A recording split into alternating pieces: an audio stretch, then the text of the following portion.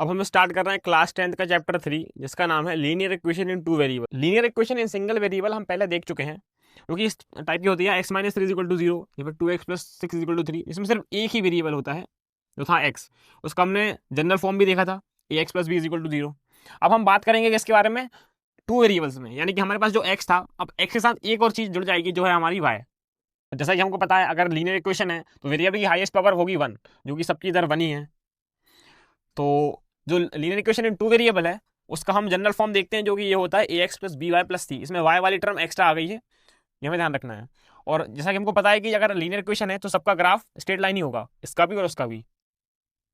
अब हम देखते हैं कि लीनियर इक्वेशन को लिखते कैसे हैं। सपोज हमारे पास दो लीनियर इक्वेशन है, a1x + b1y + c1 = 0 और a2x + b2y + c2 = 0। अब हम देखते हैं कि इनको सॉल्व कैसे करते हैं, इनका करना क्या है जो इक्वेशन हमको दी जाती हैं। तो हम क्या करेंगे, अगर हमें दो इक्वेशन दी गई हैं तो पहले हमें पता है कि ये स्ट्रेट लाइन होती हैं, तो हम क्या करेंगे, हमें इनके सॉल्यूशन निकालना होता है। तो सॉल्यूशन कब निकलते हैं और कैसे निकलते हैं और कितने निकलते हैं वो हम देखते हैं। सबसे पहले तो जो इक्वेशन होती है उनके तीन टाइप के सॉल्यूशन हो सकते हैं।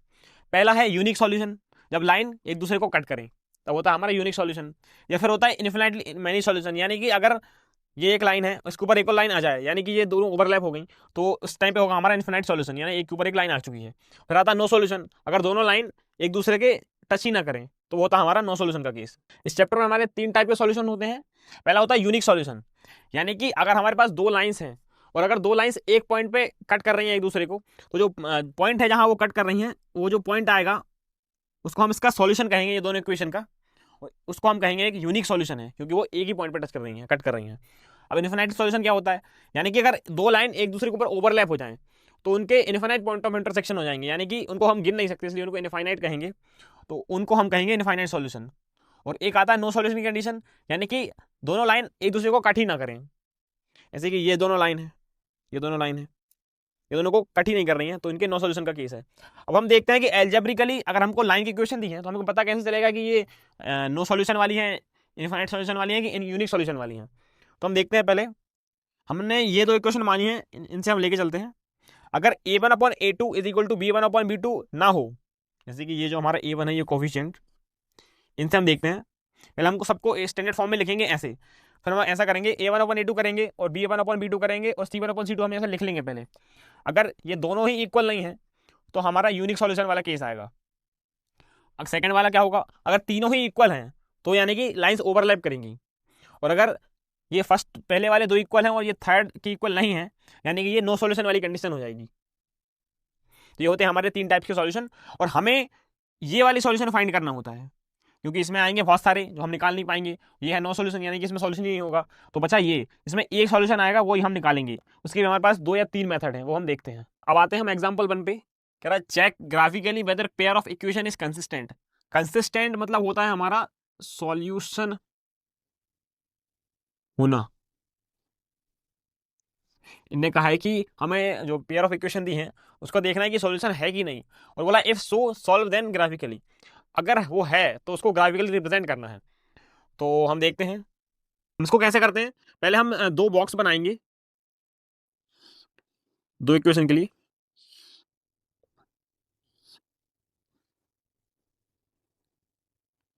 ये बनाते हैं हम इसका, एक और बनाते हैं इधर।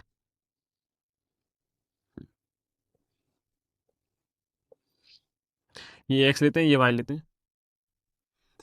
तो अगर हम इसमें एक्स को 0 डालेंगे तो वाई आएगा हमारा 12, ये आएगा -4 आएगा।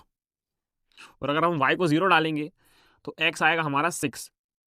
ऐसे हम इधर करते हैं, अगर एक्स को 0 डालेंगे इस इक्वेशन में तो वाई आएगा हमारा 2, और अगर वाई को 0 डालेंगे तो एक्स आएगा हमारा 6।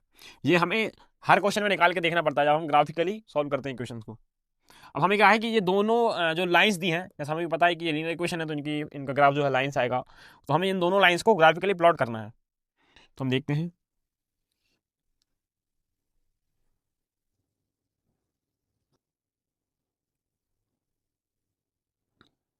ये है एक्स में 6,0 यानी एक्स में 6 और वाई में 0। हम लाइन बनाते हैं, ये हमारी लाइन है, यह है x + 3y = 6। देखते हैं सेकंड वाली, ये है 0, -4। यानी कि ये कहीं इधर आएगी, और ये है 6,0। 6,0 दोनों में कॉमन है, तो हम बनाते हैं एक लाइन। तो ये हमारा बन गया है, ये हमारी एक्स एक्सिस है, ये हमारी वाई है, ये हमारी माइनस एक्स है, ये हमारी माइनस वाई है, और ये है हमारी लाइन ये वाली, और ये है हमारी 2x-3y इज इक्वल टू 12 वाली। ये हमें क्या बोला था कि check graphically whether pair of equation is consistent, यानी कि हमें ये चेक करना है ग्राफिकली कि ये इक्वेशन जो हमें दी है इनका सॉल्यूशन है कि नहीं। तो आंसर आएगा पहले तो यस, सॉल्यूशन है। और वो जो सॉल्यूशन है वो हमें बताना है, यानी कि इन दोनों का मीटिंग पॉइंट क्या आ रहा है हमारा, यानी कि ये इंटरसेक्शन, पॉइंट ऑफ इंटरसेक्शन बोलते हैं इसको। ये आ रहा है हमारा, ये दोनों में कॉमन है 6,0, यानी कि 6,0 पे ये दोनों लाइन इंटरसेक्ट कर रही हैं, तो ये आएगा हमारा 6,0 आंसर। अब आते हैं हम एग्जाम्पल 2 पे। इसमें हमें बताना है क्या इसके नो सॉल्यूशन है या इनफाइनाइटली मैनी सॉल्यूशन है या फिर यूनिक सॉल्यूशन है। तो हम देखते हैं, ये सेकंड वाली जो इक्वेशन है हमें सही से नहीं दिख रही है, तो हम इसको पहले 5 से मल्टीप्लाई करते हैं। ये सॉरी 5 है, उसको 5 से मल्टीप्लाई करेंगे तो ये आएगा 3x × 5 -24 वाई, ये 5 से 5 कट जाएगा, +3 इज इक्वल टू 0। अब जैसा कि हमें दिख रहा है कि इसमें से 3 भी कॉमन आ सकता है, तो 3 हम कॉमन निकालते हैं। ये हमने जो 5 से मल्टीप्लाई किया था तो वो इधर भी होगा, तो वो कट के न्यूट्रल हो जाएगा, तो 3 निकालेंगे तो ये आएगा 5x -8y +1 is equal to 0। इसके मल्टीप्लाई में 3 है, ये 3 इधर जाएगा तो वो हट जाएगा, यानी कि इसको हम हटा सकते हैं। अब हमारे पास ये दो इक्वेशन है, ये है 5x -8y +1 is equal to 0। जैसा कि हमें दिख रहा है ये दोनों इक्वेशन सेम है, यानी कि जैसे हमने जो पीछे कंडीशन देखी थी कि अगर a1/a2 इज इक्वल टू है b1/b2 के और इक्वल टू है c1/c2 के, तो उसके होते हैं हमारे इनफाइनाइट सॉल्यूशंस, यानी कि ये दोनों लाइन ओवरलैप करेंगी क्योंकि ये एक ही लाइन है, ये कुछ ऐसा होगा। हम एक लाइन को प्लॉट करते हैं, बॉक्स बनाते हैं। अगर हम x को 0 डालेंगे तो हमारे पास y आएगा 1/8, तो अगर y को 0 डालते हैं तो x आएगा -1/5। तो x की वैल्यू 0 पे, y की वैल्यू है हमारी 1/8। y x की वैल्यू -1/5 पे है हमारी, y की वैल्यू 0। ये कुछ ऐसी लाइन होगी।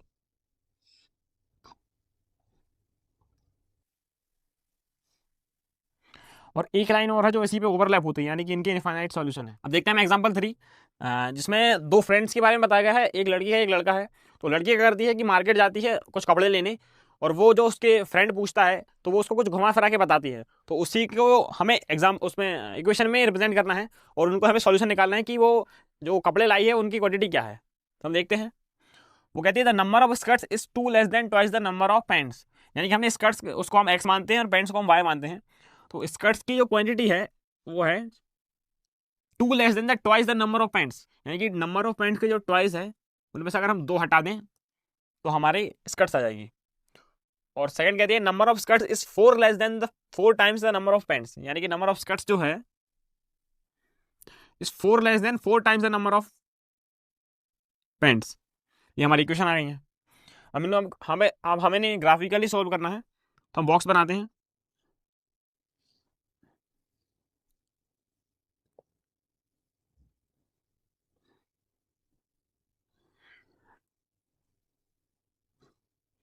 इसको सॉल्व करते हैं पहले। y आएगा 1, अगर y को 0 डालेंगे तो x आएगा -2।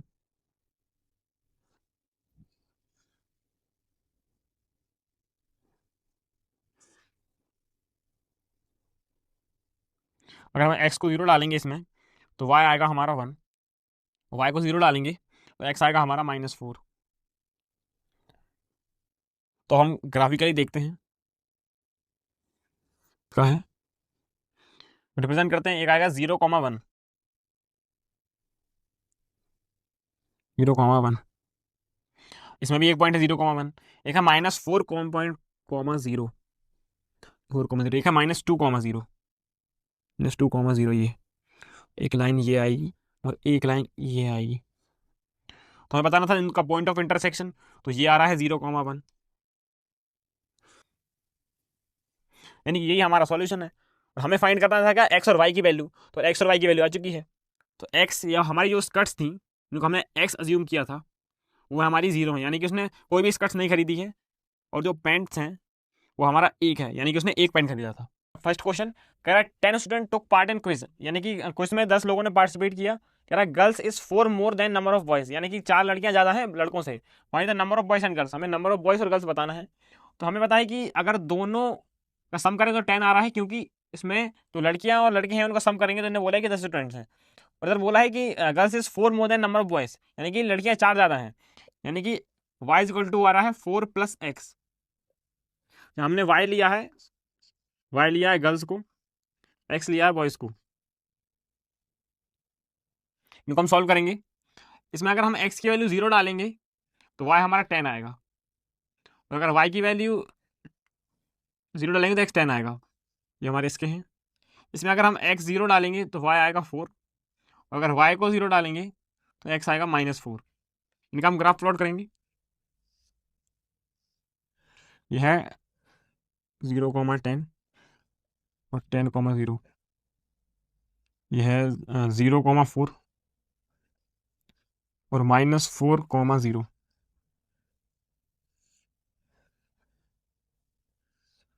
ये पॉइंट ऑफ इंटरसेक्शन निकालना है हमको।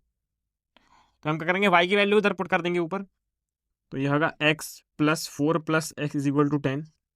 ये 2x = 6 आएगा, x = आएगा 3, यानी हमारे 3 बॉयस हैं। और अगर 3 हम इधर रखेंगे तो y आएगा हमारा 7, यानी कि 7 लड़कियां हैं, यानी कि 7 लड़कियां हैं। सेकंड वाले पे कह रहा 5 पेंसिल एंड 7 पेन कॉस्ट ₹50, यानी कि हम पेंसिल का जो प्राइस है उसको हम x लेते हैं और पेन का जो है उसको हम y लेते हैं। इन्होंने बोला 5 पेंसिल यानी कि 5x + 7 पेन यानी कि 7y = 50 है हमारा। एक और दिया है कि 7 पेंसिल, 7 पेंसिल यानी कि 7x + 5y = हमारा 46 है। ये हम सॉल्व करना है।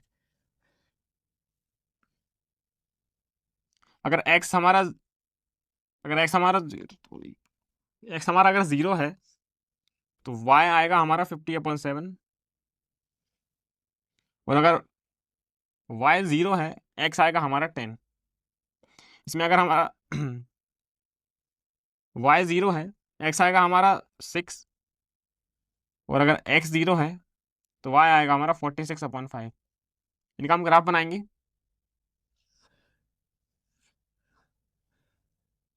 आएगा 50/7, यानी कि 7 पॉइंट समथिंग आएगा। 50/7, 0,50/7, ये 10,0, और यह 6,0, 0,46/5, यानी कि ये ऊपर आएगा। ये हमें पॉइंट ऑफ इंटरसेक्शन निकालना है, इसको हम देखते हैं।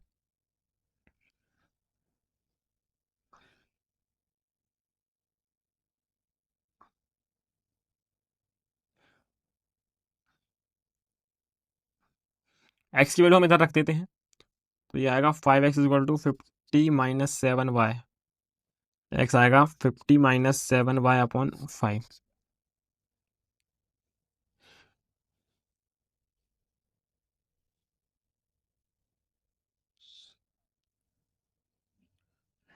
इसको हम इसमें पुट करेंगे, ये आएगा 7/5 टाइम्स ऑफ 50 - 7y + 5y = 46। तो ये क्या आएगा, 7×5 = 45 - 49y, इसे होगा 25/46 × 5, ये आएगा। ये आएगा 24y माइनस का, ये आएगा 450 = 185, 180, तो 450 माइनस 180 आएगा हमारा y, हमारा 24y आएगा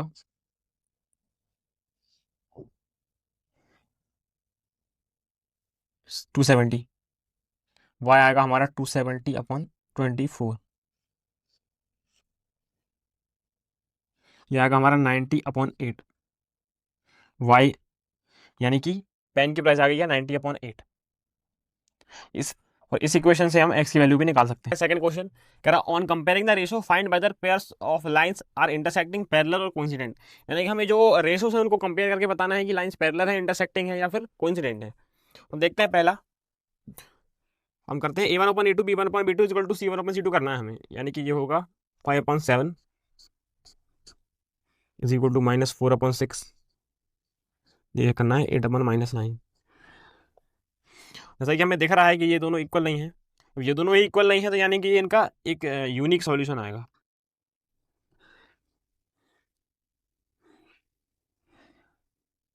अब आते हैं इधर, 9 अपॉन 18,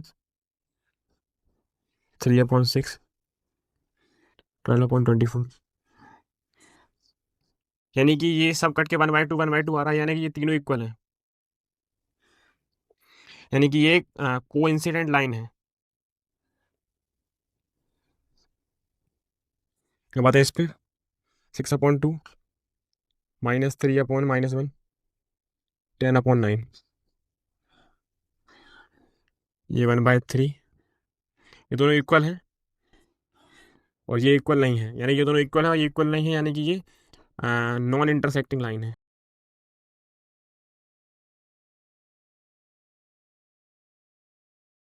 अब देख रहे हैं हम थर्ड क्वेश्चन, कह रहा है on comparing the ratios find the whether pair of lines are intersecting parallel और कोइंसिडेंट, यानी कि सेम है, सेकंड क्वेश्चन है, तो हम करते हैं कंपेयर।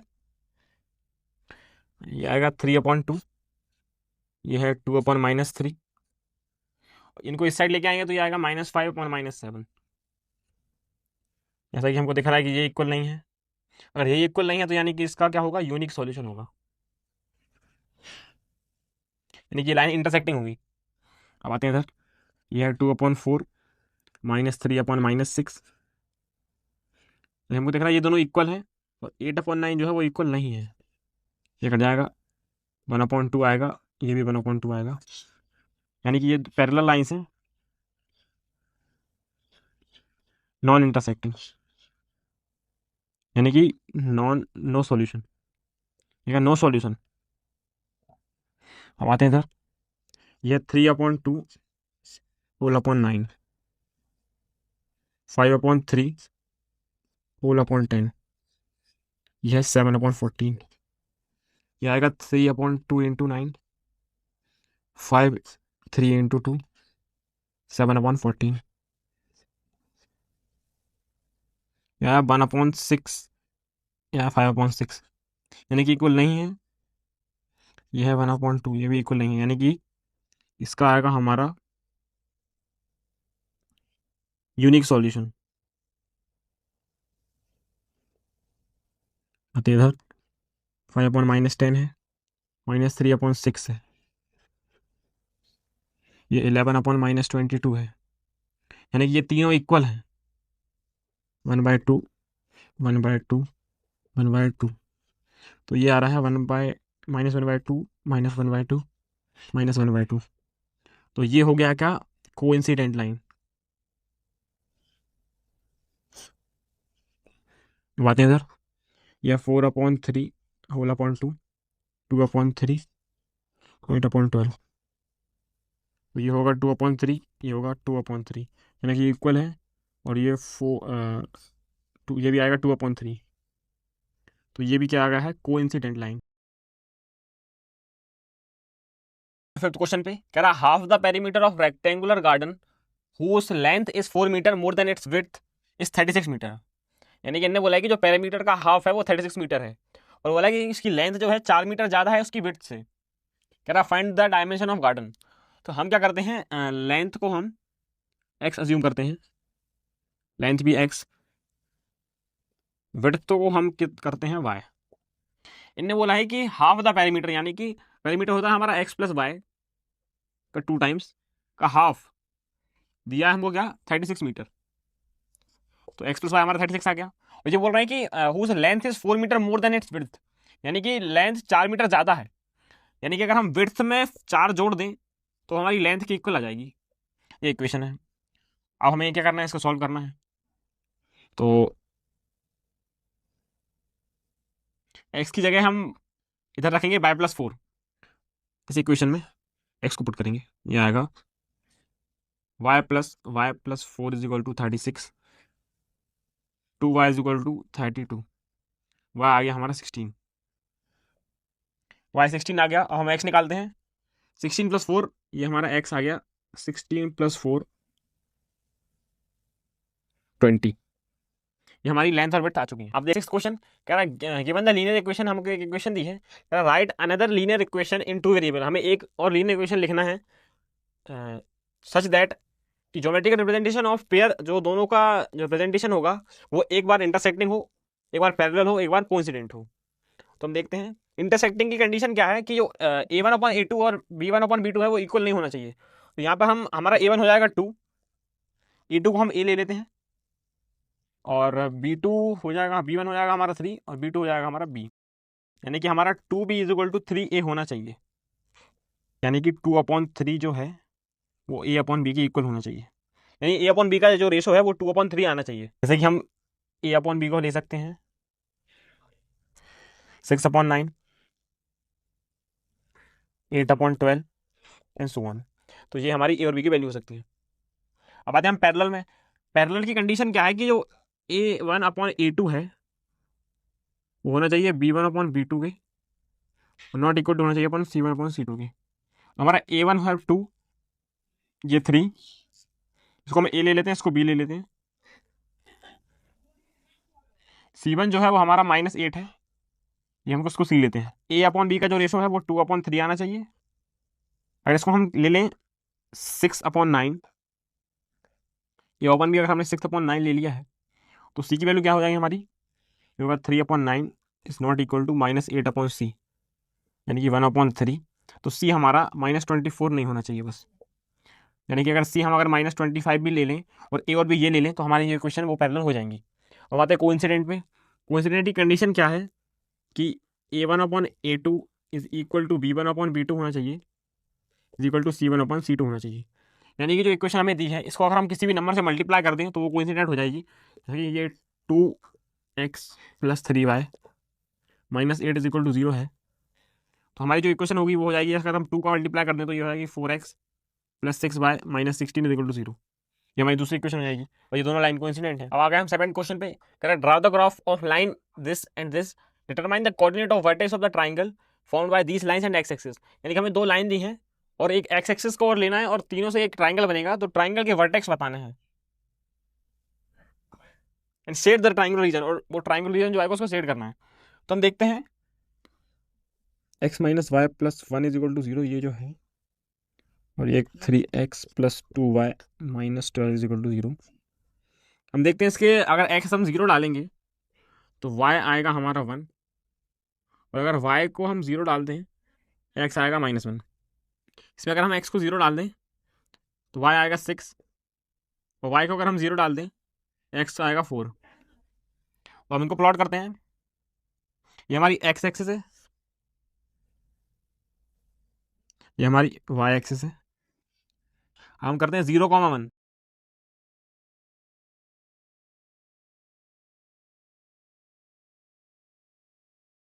फिर है -1,0, यानी कि ये जो लाइन होगी कुछ ऐसी। अब एक लाइन है 0,6, एक 4,0, इसको हम ज्वाइन करेंगे तो ये ट्राइंगल बना है, ये एरिया हमने शेयर कर दिया है। हमें क्या है, वर्टेक्स निकालने हैं। ये वर्टेक्स होते हैं कोने, जो कोने हैं उनके कोऑर्डिनेट निकालना है।